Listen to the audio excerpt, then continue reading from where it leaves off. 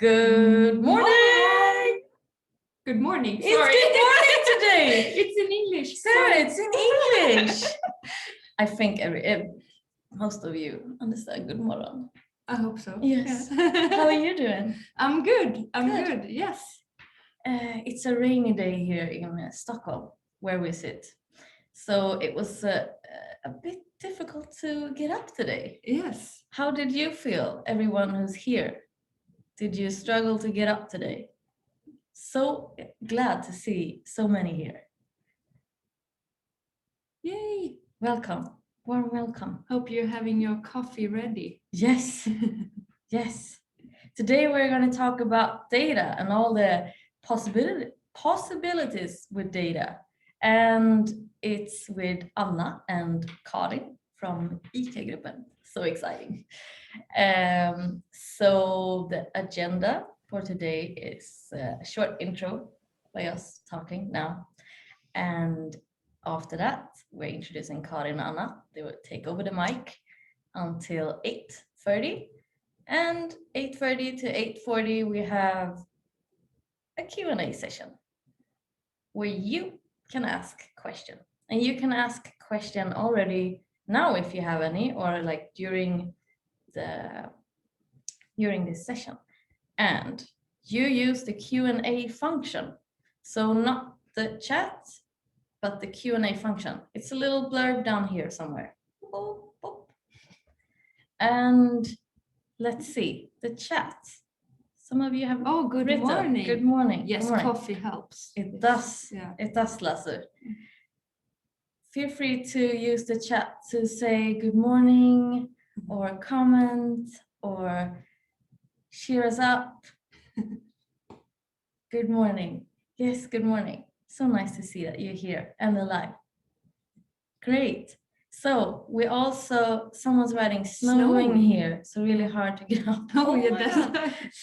Jonna, no. It's May. Yeah, I know it's May, right? But maybe you live up north or maybe in another country. That's the nice thing with having this webinar, that we can have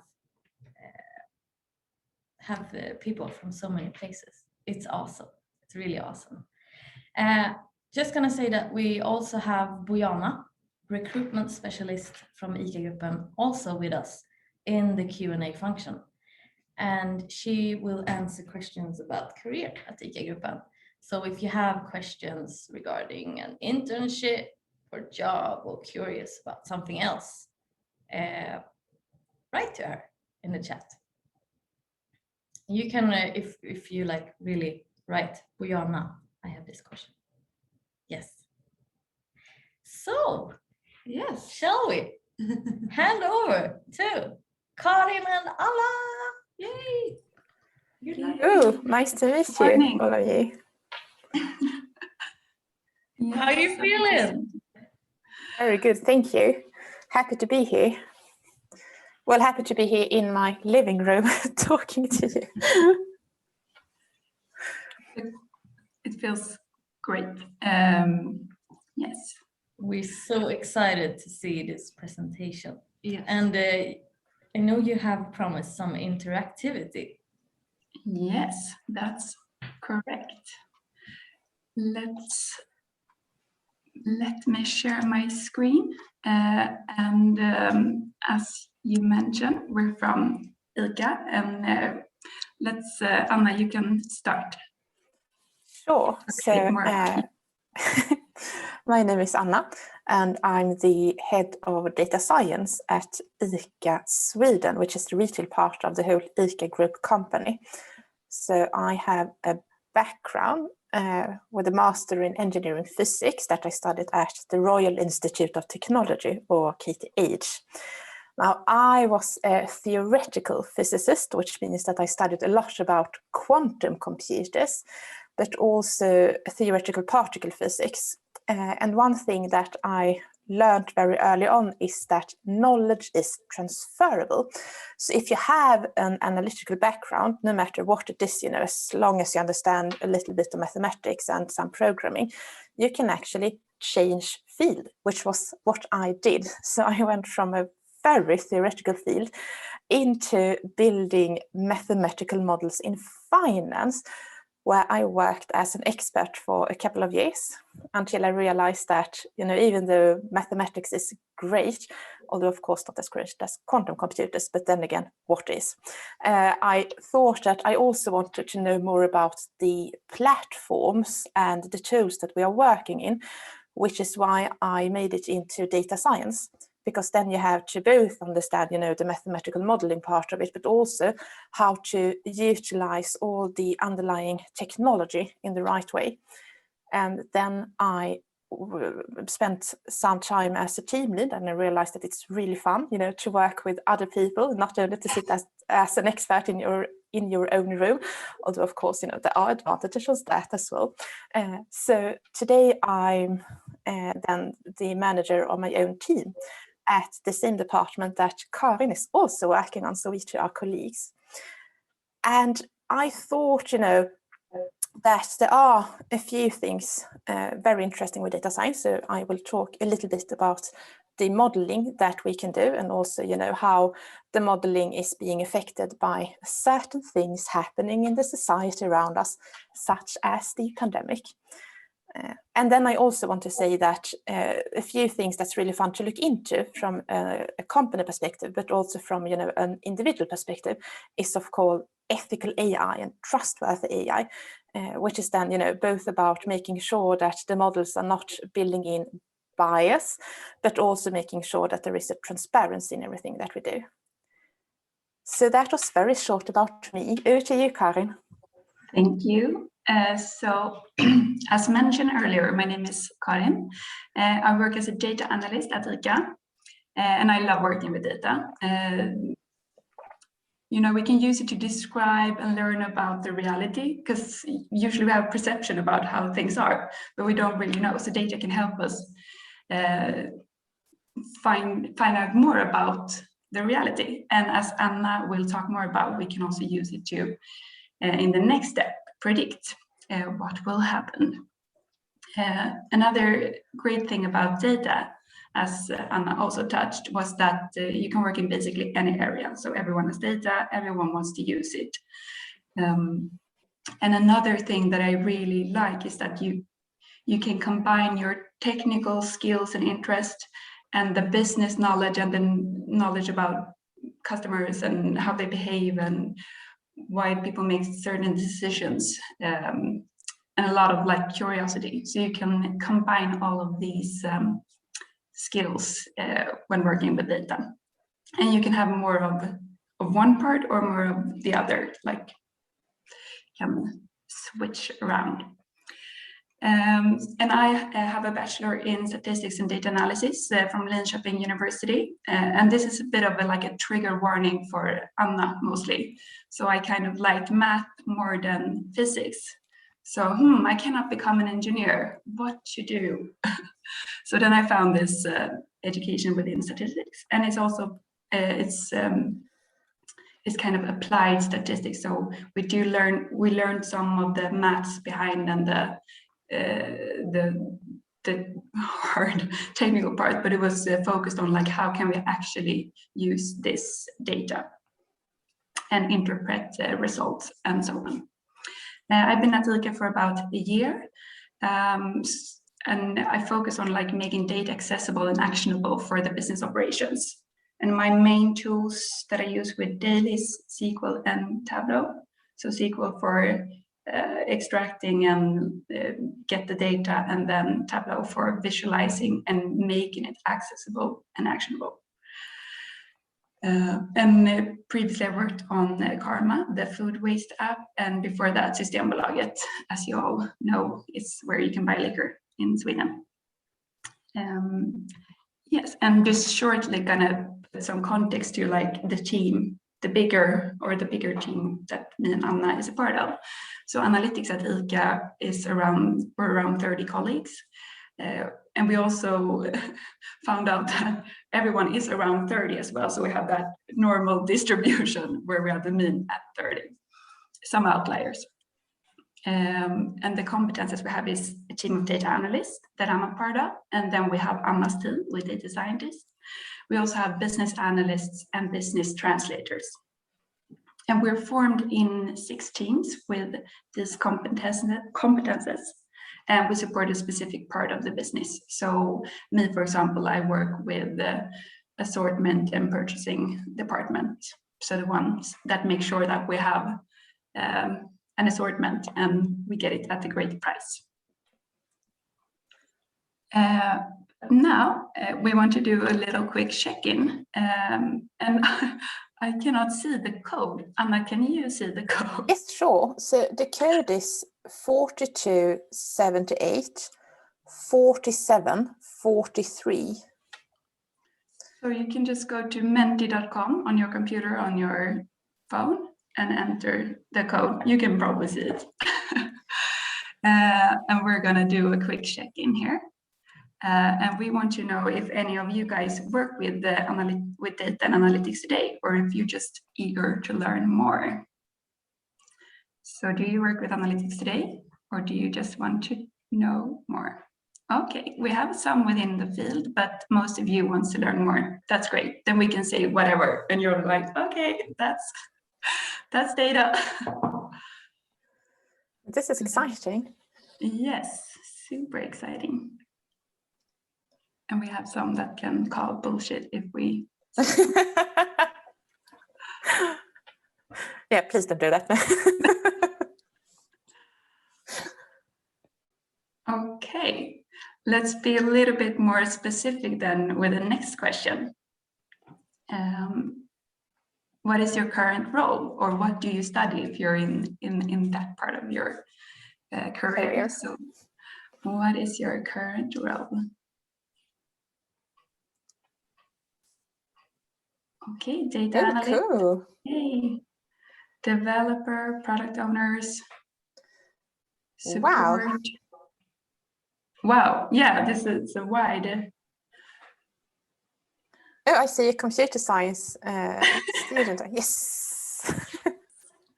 Oh, This is so great. nice to see. Okay. This is such a good mix, actually. Yes, really. So nice to see what you're all up to. Okay, let's move on. I'm going to talk a little bit about the data we have at ICA. So the first thing is that we have a lot, and it's a wide mix of data. I think the first you think of is the store to consumer, like you go to the ICA store and you buy things, and it generates a lot of data. But ICA stands for Inköpscentralernas aktiebolag. So the whole store to consumer is just one part of our business. We also have the ICA to store and supplier to ICA, and on all these levels we have like tons of data, and it's about how much is going back and forth, all the prices and so on.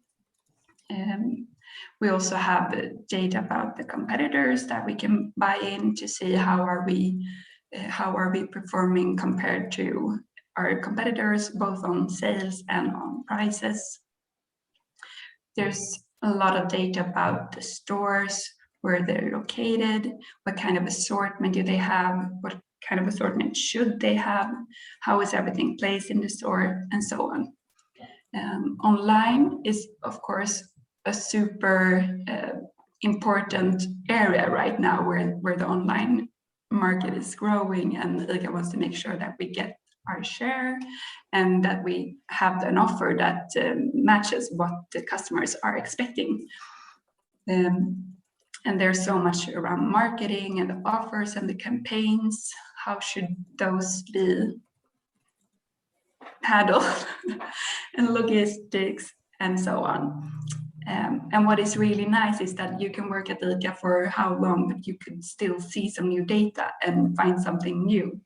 And all of these areas are, of course, connected. So you have to be able to analyze it in each part, like how is the online market going? But you still need to consider all the other parts as well. So it's very complex. And so if we're into complexity, then we have complex data and a lot of it. And some like issues, it's a lot of data, super nice, but right now we have like 3 major platforms where we have data. So one for the point of sale data, and one for the marketing and the campaigns, and one for the logistics. And some data exists on all these places, and some data is just at one place. So that's a struggle, like making sure we can combine all of these data points that we want in a smooth way. So what we're really looking forward is going through to the Google Cloud platform, where we will have access to everything in one place. Another like issue, or not an issue, but something that we always work with is like, who understands the data and how shall we use it? So we are trying to work very closely to the business operation and to the IT team, the data management team, to make sure that the business knows what can be done with data, and we understand what the business needs to do, so that we can learn from each other and try to make the best of what we have. And just like everyone else's data, ours has been hugely affected by the corona crisis. And I mean, if something happens in the world or in Sweden, we will probably see it in our data, because it's so connected to like everyday life. So we're gonna get back to Menti, and we're gonna look at some charts from the previous year, so the Corona 2020, and we're gonna see if you can guess what kind of product are hiding behind the graph. So let's do some. Should I say the code? Do you see the code, Karin? Yeah. Yeah, it's the same. It's 4278 4743. Perfect. Is it a new code? No, just no. Same as earlier. So now we're looking for a product that had a huge peak in sales in March 2020 compared to 2019. So everyone wanted it in March 2020. Did you want it, Anna? No, and there is, yes and no. Yes, I wanted it. I fell for the group pressure, but I didn't actually need that much of it, but yes, I fell for the group pressure.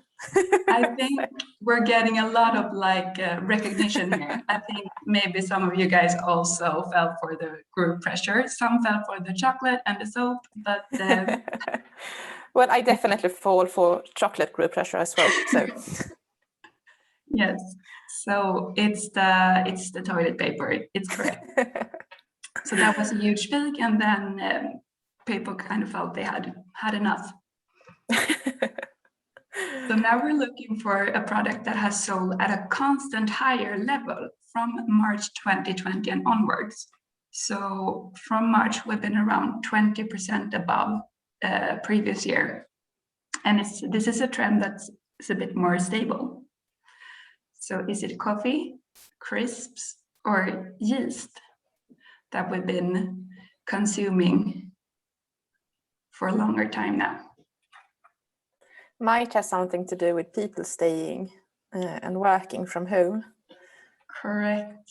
Something that we maybe usually consume at the office. So we have like two teams here. Is it coffee or is it yeast? Anna, do you want to spoil it? It's coffee. It's coffee. Yes. But yeast was a very good guess as well. And yes, the yeast also sell more, but people are very into drinking coffee when they are at home. Yes, we are. Okay, last one. Now we're looking at the sales development, and we have some newer months here, but it's a product that has sold much more during this winter compared to last winter. So we're like 150% above last year, this winter months.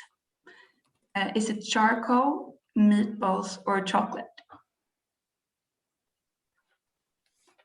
We have some guesses. Did you use this a lot this winter, Karin? I did. I have been, I'm not gonna say it right yet, but yes, I've been barbecuing a lot this winter. A lot of halloumi burgers and sausages has been on the grill. So it's a great way to spend time outdoors with people. And we're super impressed. Maybe it wasn't the most trickiest questions, but it was an idea on like how much our data can shift by just some corona, and our data is upside down. And I thought maybe Anna, you could tell us a bit, how can we handle that when working with data? How does it affect the models?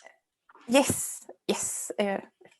So as a Swede, I was of course also affected by the toilet paper demand and supply crisis last spring. So yes, I did fall for the group pressure, but I wasn't one of the persons who, designed their whole bathrooms with toilet paper along the wall, I promise. And it is still funny to think about, because toilet paper is one of these things created and produced in Sweden, which means that it's one of the things we'll never really have to worry about. Nevertheless, as you are all aware of, corona is a massive public health problem that has affected all of us in many ways. And the chaos and uncertainty surrounding this coronavirus pandemic have also claimed another victim, namely the machine learning systems that are programmed to make sense of our behavior. Because when corona hit, we started buying things in a way we've never really done before. This shift was quite sudden, just as you could see in the graphs earlier, and the ripple effects have been seen across retail supply chains. This has created problems for the models that run behind the scenes in inventory management, marketing, fraud detection, and many other fields.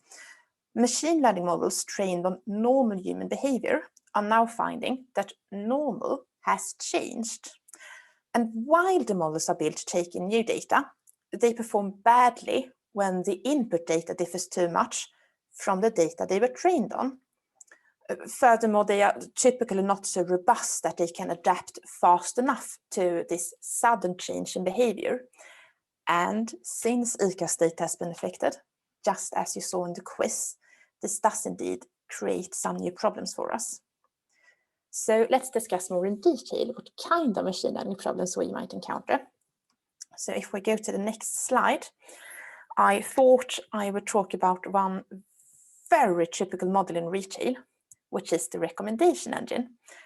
So seeing as there are some of you already working with analytics, you might already know this, but just to give a short recap, recommender systems are algorithms that suggest relevant items to the users, such as products to buy or movies to watch. One of the common ways to build recommendation systems is to use collaborative filtering methods. And these are methods based on past interactions that are recorded between the users and items in order to produce new recommendations. So for a fixed set of user and items in the so-called user item interaction matrix, the more the users interact with the items, the more the new recommendations become accurate and the more effective the system becomes. But what happens when we want to add a new item or a new user? Now, this makes it difficult for the system to calculating the likelihood of this new customer buying a specific item or for a customer buying this new product. But in order to control this drawback, we can have a random strategy, which is then recommending random items to new users or new items to random users, or by having a maximum expectation strategy, which would be recommending popular items to new users. So if I was a new user to the system of me and Karin, the system would look at what Karin likes to buy. Based on the graphs earlier, we saw that coffee is very popular. So then the system would say that, Anna, we think as a new user to our system that you would like to buy coffee, just as our other customer, Karin. And my answer would be, no thank you, I drink tea, but thank you anyways.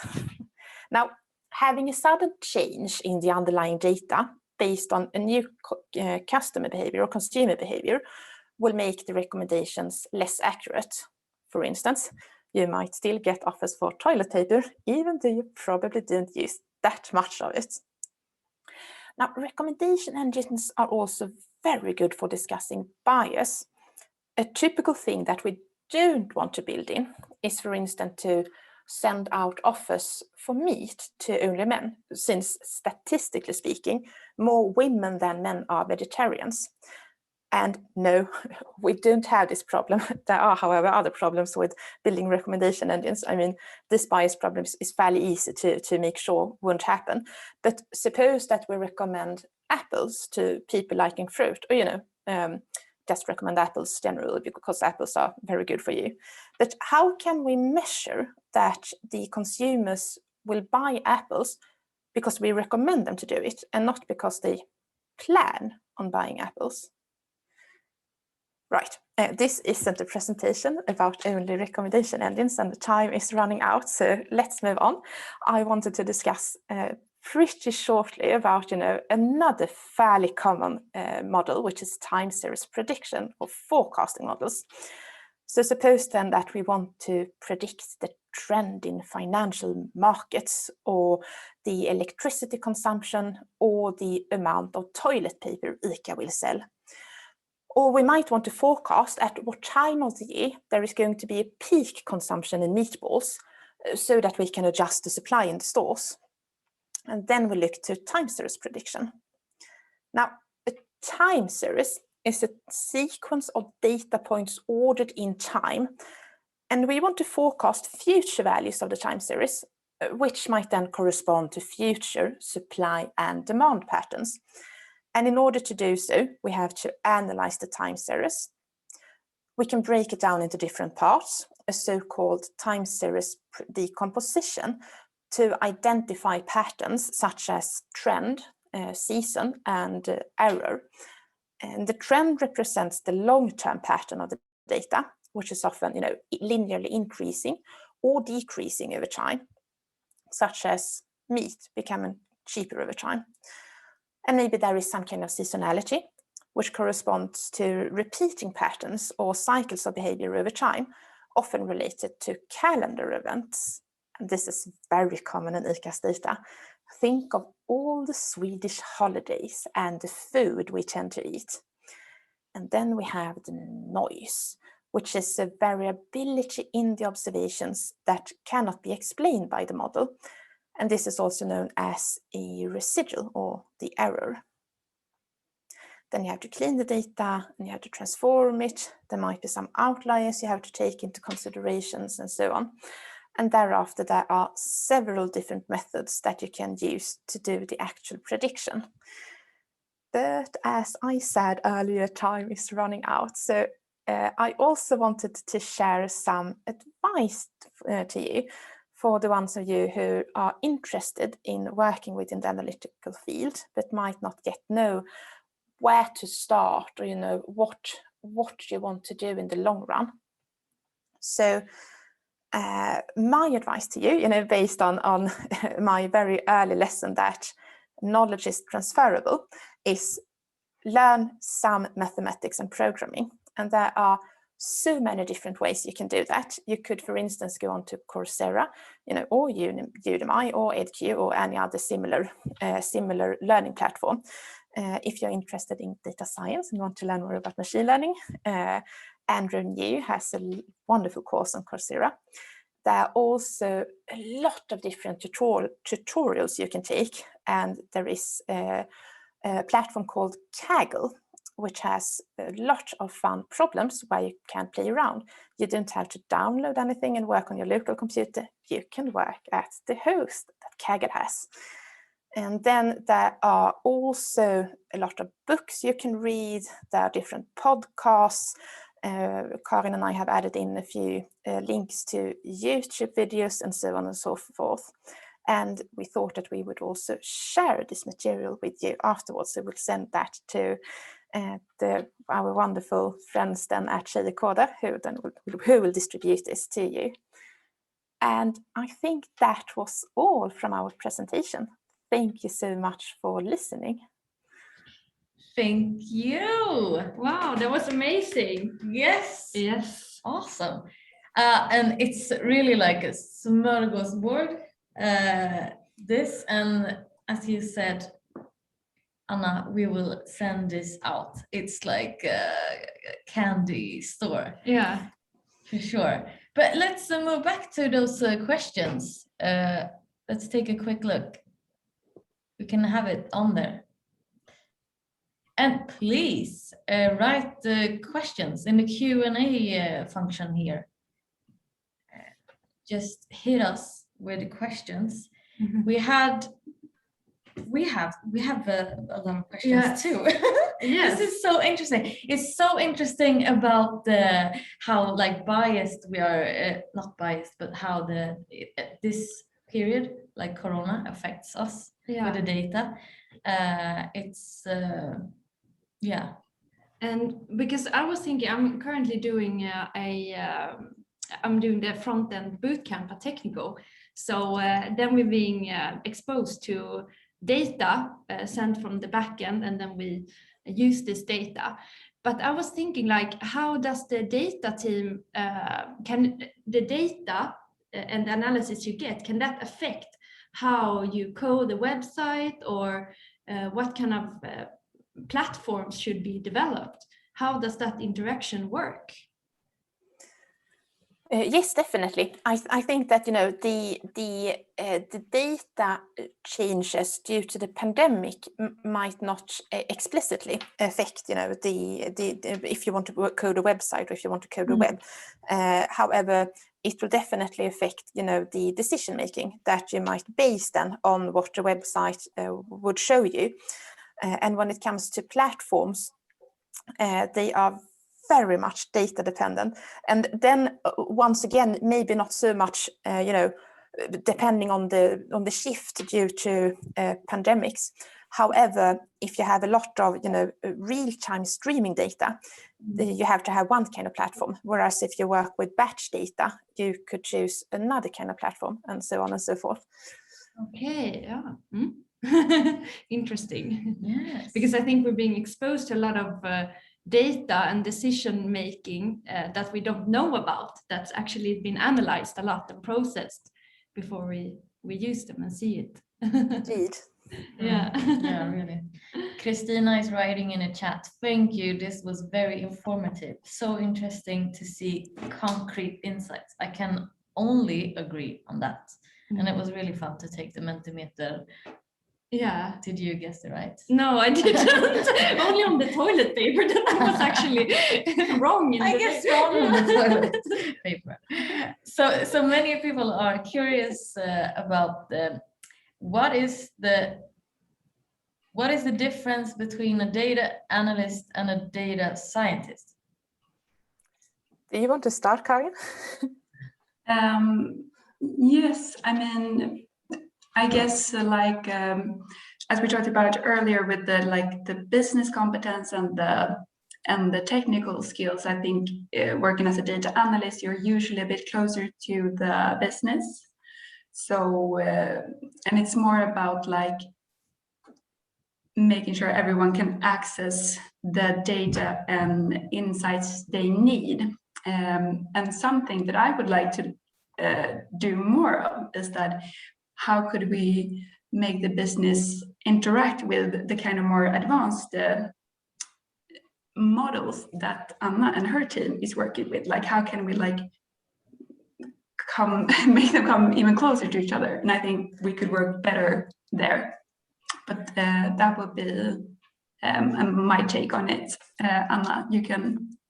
I think that your take on this is very good. I completely agree with that. But it's almost as if I have two different sides of me. On one side, I would say that yes, I agree. So data analyst, persons having the data analyst role are traditionally speaking closer to the business side and the decision making, on the daily level at the business side, whereas traditionally then the data science group or data scientists would work on a deeper scale, so to say that their problems that they have to solve takes longer time. So I mean, of course, you still have to think about the business decision making all the time, but it's not as involved in the daily work because it takes longer time to solve it. On the other hand, the other side of me thinks that, when it comes to roles and names of what you're doing, I think that, a lot of times you might do a lot of very similar tasks, and then you just, have different roles or different titles. So you shouldn't focus too much on the title, but rather on what you want to do, so to say. Thank you. That was a very good answer.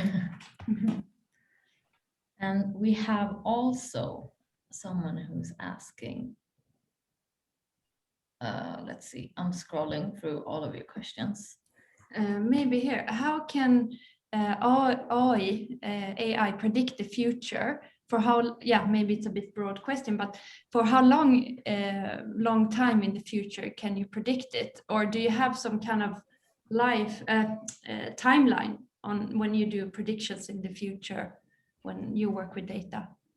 This is such, I suppose that one is for me. So I take it. Yeah. No, this is a really good question. I mean, there's so many ways to answer it, and not, and all the different answers are actually true at the same time. So I mean, there are one answer would be that, of course, you can't predict the future. I mean, so if I could predict the future, I would be very, very, very rich, right?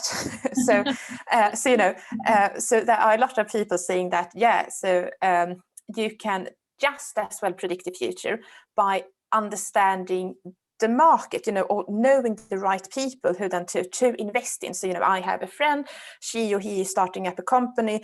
I believe that this person is, very good at what she or he is doing, and therefore I want to invest in the company grows and I get rich, right?